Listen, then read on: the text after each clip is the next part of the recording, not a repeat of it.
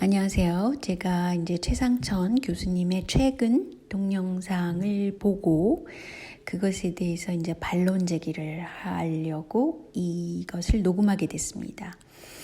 저는 아시다시피 그 자본력을 중심으로 해서 세계가 돌아가는 것을 보고 있는 사람입니다. 그냥 보고 자연스럽게 파악되는 것을 얘기를 할 뿐이죠.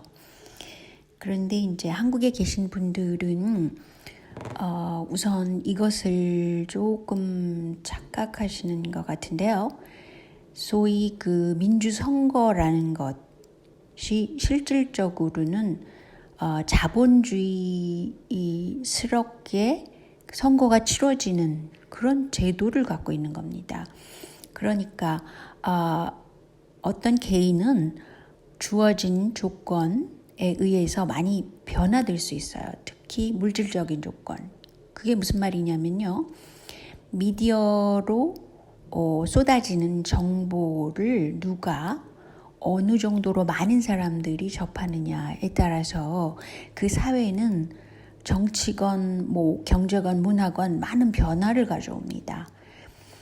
그게 제가 파블로비라는 사람이 한 조건반사 이런 걸 얘기하려는 게 아니라 인간은 불안정하기 때문에 개개인들은 물질적인 조건에 의해서 영향을 받는다.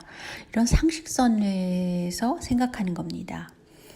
즉 미디어를 누가 지배하는가에 따라서 그 사회의 정치나 문화까지도 모두 달라질 수 있다는 거예요. 때문에 민주선거라는 것 자체가 하나의 이상형이지 현실적으로 구현된다라는 것은 한계가 있다는 것이죠. 즉 민주선거라는 것은 어떤 사회에서든지 구현될 수 없는 것이다. 단지 우리가 이상적으로 생각하는 어떤 그 체제를 말한다. 이것을 일단 강조하고 싶고요. 둘째 강조하고 싶은 것은 한국이나 한반도가 처한 상황이라는 것은 전 세계가 지배하는 힘은 자본력입니다. 그래서 그 자본 총괄하는 자본력 지배 세력에 의해서 영향을 받는다는 것이죠. 그런데 전 세계가 지금 돌아가는 것을 잘 보세요. 왜 트럼프가 저 난리를 치면서 대중국전을 치룰까? 그것은 한마디로 인구 문제입니다. 근데 이제 인구 문제까지 지금 거론하자면 복잡하지만 자본주의라는 것은 인적 자본과 물질적인 자본력 그것을 분석하면서 지금 누가 그것을 지배하느냐 지배력에 관한 문제가 남게 되는 것입니다. 근데 그리고 이제 중요한 부분은 이 물질적인 자원이라는 것을 제가 강조를 하겠는데요. 북한의 그 히토류 매장량에 대해서 어마어마한 매장력을 갖고 있다고 그럽니다. 근데 발표에 따르면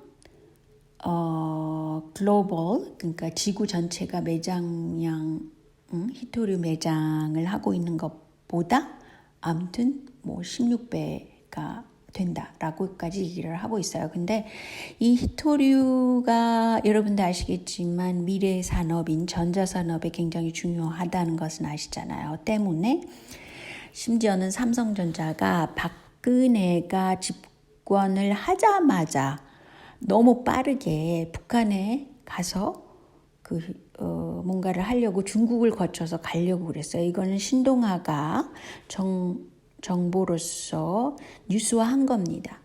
근데 당시 상황을 가만히 보자면 삼성전자 측에서 자기네가 필요하니까 그 북한에 빨리 들어가서 뭔가 협약을 하려고 그랬던 것 같아요. 상황도 알아보고 그랬겠죠. 그러려고 그랬겠죠. 근데 북한 당국에서 당시에 그러면 박근혜 허락을 얻고 와라 이런 식으로 퇴치시켰다고 그래요. 그러니까 거절을 했죠. 그런 사례도 있습니다. 그만큼 히토류의 중요성은 삼성전자라는 것은 세계화 세력이고 최전방에 지금 있는, 그 전자산업이잖아요. 그렇게 보셔야 되는 겁니다.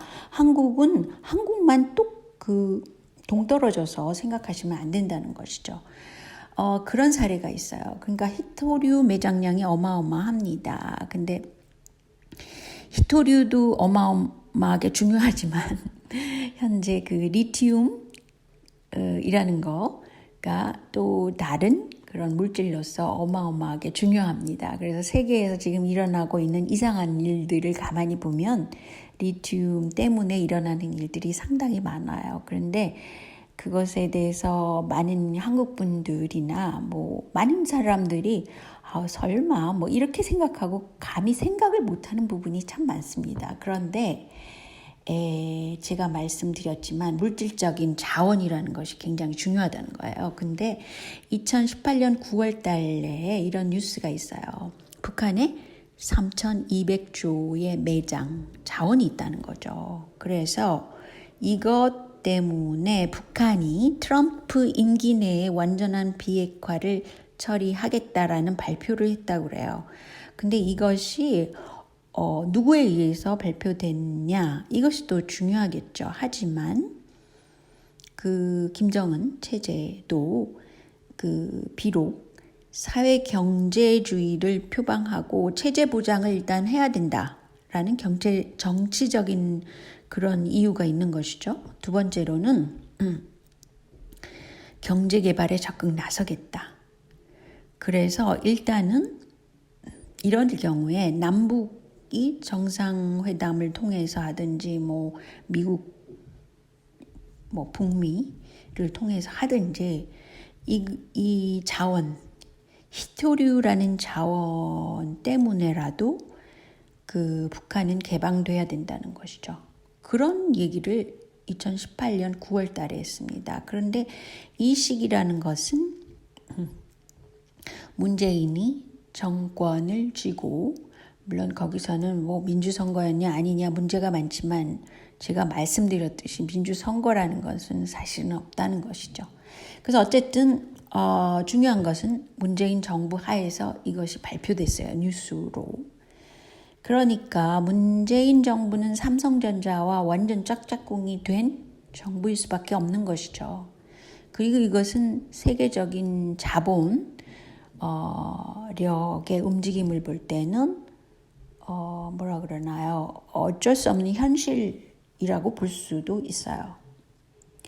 그런데 이런 히토류뿐 아니라 비핵화 문제가 또 있습니다. 왜냐하면 비핵화라는 것은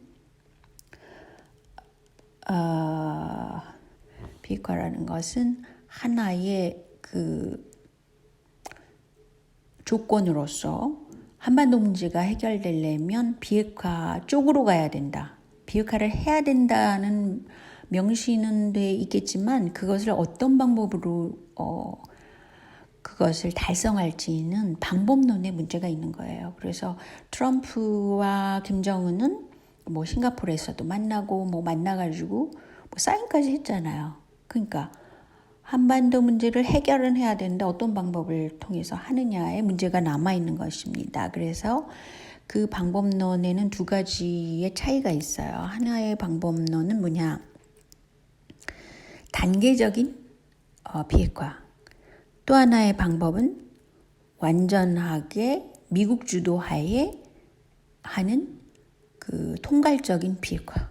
이렇게 말할 수 있죠. 그리고 이 두 가지 방법론에서 북한에서 볼 때는 리비아 체제 문제도 있고 기타 등등 미국의 힘이 너무 막강하기 때문에 북한으로서는 무조건 미국이 원하는 비핵화를 일단 턱 하면 공격받을 수 있다는 불안감 때문에 그것을 받아들이기 상당히 어려운 입장이죠. 그것을 미국도 알고 있습니다. 미국 정부도.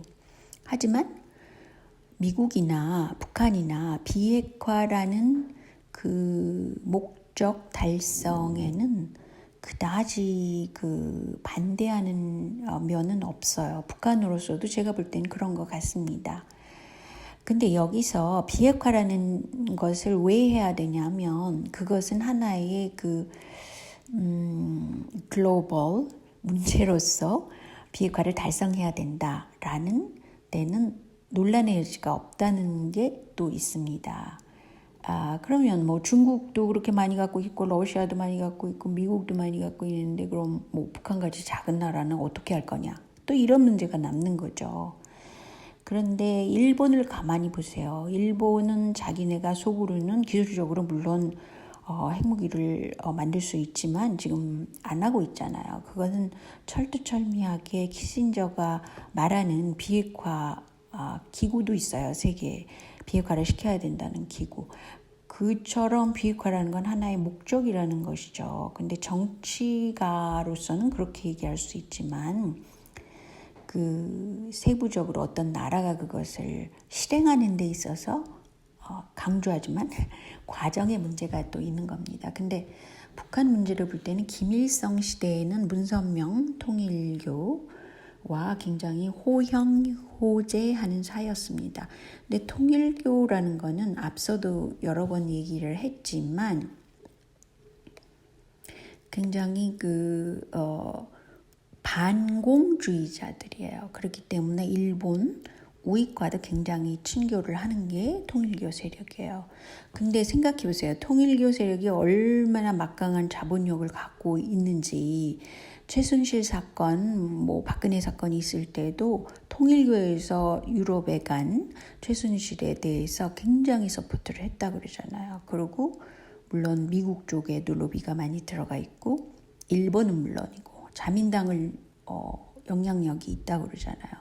그만큼 통일교가 지향하고 있는 그런 이념에 대해서 그것을 현실로 받아들일 필요가 있는 것입니다. 저는 그것과 싸우자 말자 이런 걸 얘기를 하는 게 아니라는 거예요. 지금 판도를 우리가 볼 때는 그렇다는 겁니다. 그래서 이제 통일교가 막강한데 그 배후 힘을 가지고 과연 어떻게 할 것인가가 이제 문제가 있는 것이죠. 어떤 방향으로 갈 것인가가 문제가 있는 것이라는 겁니다. 근데 클린턴도 민주당 세력이죠. 북한에 갔었어요. 근데 이 미국 민주당 쪽에서는 또 공화당 쪽에서도 우리 트럼프를 보세요. 세계화 세력의 일환들입니다. 저는 그렇게 보고 있어요. 미국의 정치라는 것도 그렇지 않겠어요? 양당 정치지만 어떤 순간에 가면 하나의 외교 전략을 세우고 있잖아요. 아시다시피. 그러니까 죄송합니다. 미국 민주당 쪽에서도 공화당 쪽에서도 북한을 바라보는 것은 하나의 더 큰 통치 세력, 글로벌라이제이션을 시키자는 그런 세력의 일환이라는 거죠.